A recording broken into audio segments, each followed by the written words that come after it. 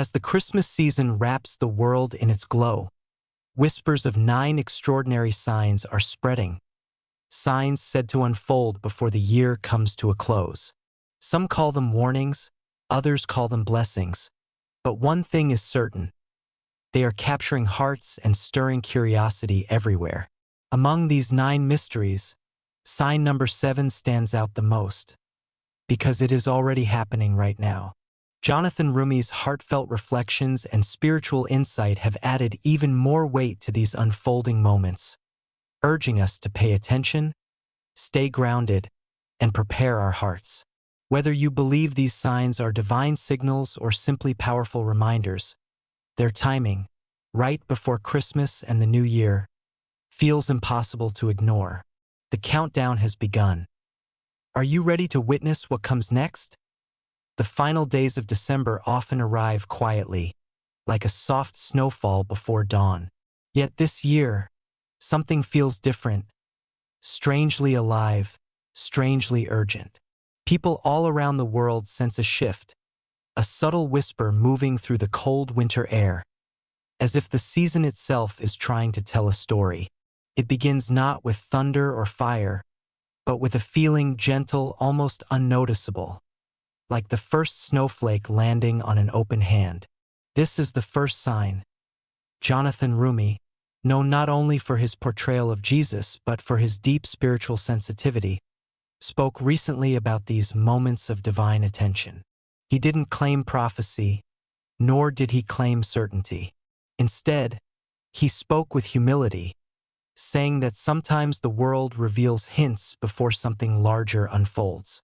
People listened, not out of fear, but because the world already felt strangely aligned with his words as Christmas lights shimmered across cities and small towns. Many noticed unusual moments. Sudden conversations that felt meaningful, unexpected reunions, forgotten memories resurfacing, or quiet urges to pray even when they rarely did. It wasn't dramatic. It wasn't loud. It was gentle, like the soft opening of a door. Some called it intuition. Others called it coincidence. But those who paid close attention began to realize these little movements were not random. They were connected. This first sign wasn't an event. It was an awakening. A mother in London described feeling an overwhelming urge to forgive someone she'd been angry with for years. A young man in Brazil shared that he suddenly felt compelled to help a stranger on the street, without knowing why. In New York, a business owner admitted that something inside him felt reset, as if his priorities were shifting for reasons he couldn't explain. Across oceans and time zones, thousands of people reported a similar stirring, quiet but powerful. Jonathan's message spread. Sometimes the heart knows something is coming before the eyes do. And maybe that's true, because what people were feeling wasn't fear.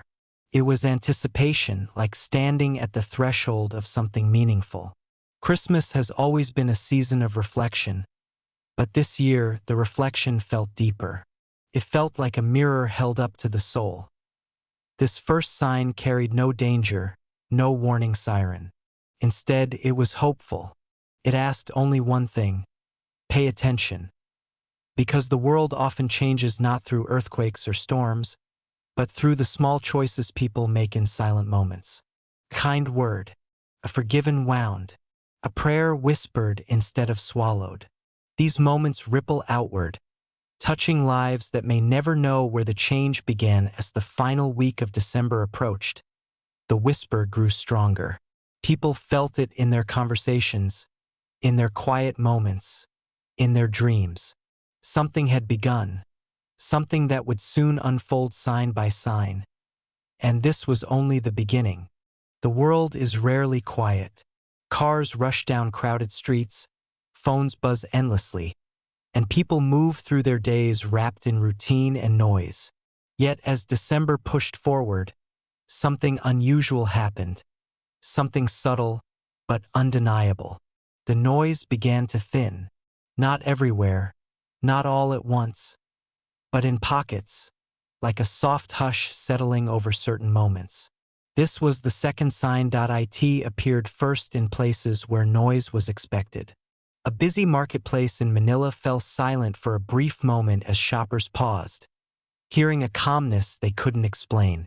In Chicago, a group of students stopped mid-conversation, suddenly overwhelmed by a strange quiet that washed over them like a warm breath. Even social media, where chaos thrives, experienced strange moments where negativity dipped and unexpected kindness trended. For a few rare hours, people described the feeling the same way. It was like time paused. Jonathan Roumie, speaking during a holiday interview, mentioned that throughout history, great spiritual moments were often preceded by stillness. The heart becomes quiet before revelation, he said softly. His words resonated deeply, because many had already felt that silence without understanding it. One woman in France described walking through a busy train station when everything around her seemed to slow. Conversations softened. Footsteps lost their urgency. She said she felt as if the world was breathing with her, gently, peacefully. She wasn't afraid. She felt held, as though the moment was reminding her to look up, to notice something she had been too busy to see. This stillness didn't last long. Came and went like a drifting cloud. But each time it visited, it left a mark. Experts tried to explain it away as psychology, collective fatigue, or end-of-year stress. But those who felt it knew it was more than that. It was precise. It was purposeful. And it always arrived when a person most needed clarity. After an argument, before a big decision, or during a moment of quiet loneliness. A father in India experienced it moments before he was about to give up on something important. A young woman in Canada felt it as she stood on her balcony, lost in thought about her future. For both, the stillness came like a reset button, unexpected but transformative. Christmas lights continued to shine across the world, but amid their glow, a deeper illumination seemed to be awakening inside people.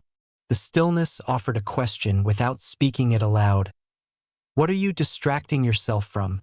For many, the answer came quickly. For others, it lingered, waiting patiently. But one thing became clearer with each passing day.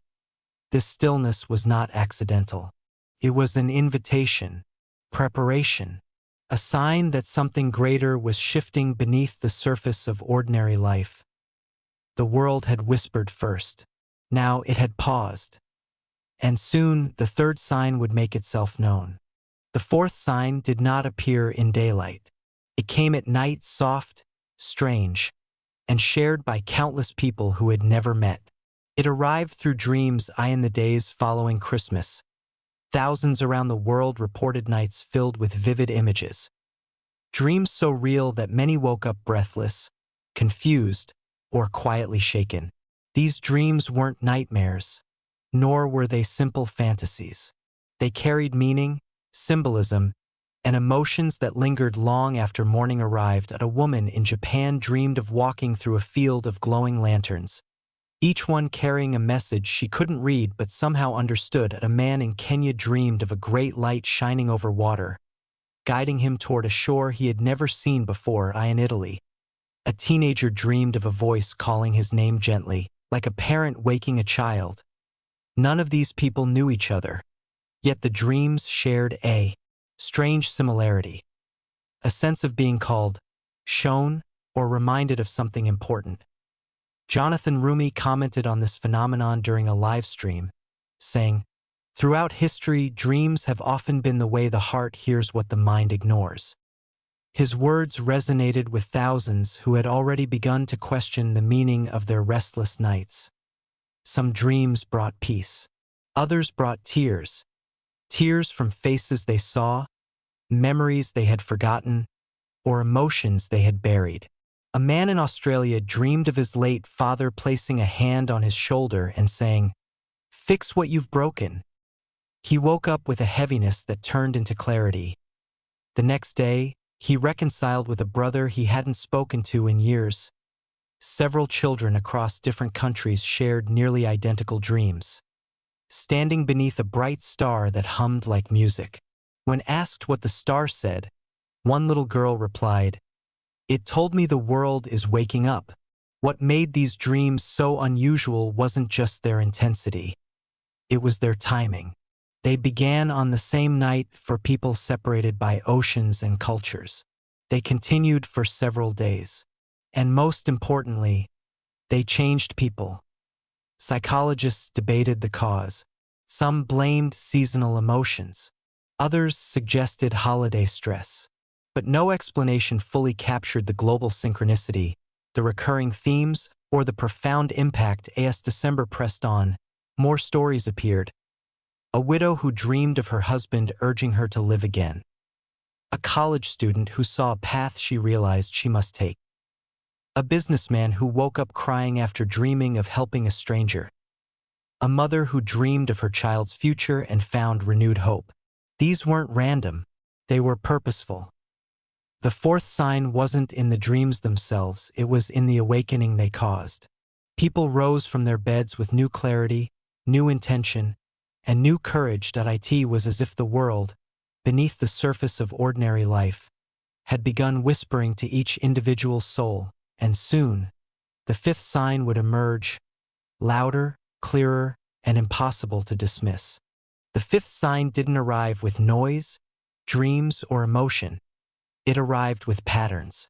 Strange coincidences began happening everywhere, weaving themselves into daily life like threads connecting people who never expected to meet, speak, or cross paths. At first, these moments seemed random, but as they repeated, as they aligned, as they echoed across continents, people began to notice. Something was guiding these intersections. A woman in Dubai accidentally dialed the wrong number. The man who answered happened to be the friend she had been praying to reconnect with for years. He had just been thinking about her minutes before the call. In Argentina, a bus broke down on an empty road. The passengers were forced to wait. Within minutes, two people recognized each other. They had been childhood friends who lost touch 20 years earlier. Their reunion led to the reconciliation of two entire families. A man in South Africa lost his wallet in a crowded market. Hours later, a stranger returned it to him, not only intact, but with a note inside that read, "You're not alone." The note matched handwriting from a letter his late mother had written years before. Why now? People were sharing these stories online, calling them holy coincidences, mirrored moments, or divine timing. Jonathan Roumie responded to one collection of stories during an interview. Coincidence is often a gentle reminder that the world is more connected than we see. Sometimes, God speaks through patterns. These coincidences weren't just unusual, they were purposeful. Consider this. A teacher in Canada met a student's parent for the first time. The parent turned out to be the very person who had anonymously donated money that allowed her to attend university a decade earlier. Or this. Two travelers missed their flights in different countries, only to meet in an airport cafe where one saved the other from making a terrible life decision simply by sharing a personal story. Or this. A lonely elderly man in Germany sat alone in a park every morning. One day, he met a little girl who asked if she could sit beside him. She reminded him of his daughter he hadn't spoken to in 10 years. Hours later, the daughter called him with no explanation for why. The fifth sign was not loud, but it was everywhere. Coincidences were turning into guidance, strangers into helpers, moments into meaning. People started paying attention. They began seeing patterns in numbers, repeated times on clocks, familiar faces in unfamiliar places, sudden reminders of forgotten promises. Some felt watched over. Others felt pushed toward the people they needed most. It became clear that these coincidences weren't meant to confuse. They were meant to prepare, to align hearts, to open doors, to reconnect what had been broken or forgotten. The world was shifting, piece by piece, moment by moment, and the sixth sign was about to rise. More visible, more collective, and far harder to explain away.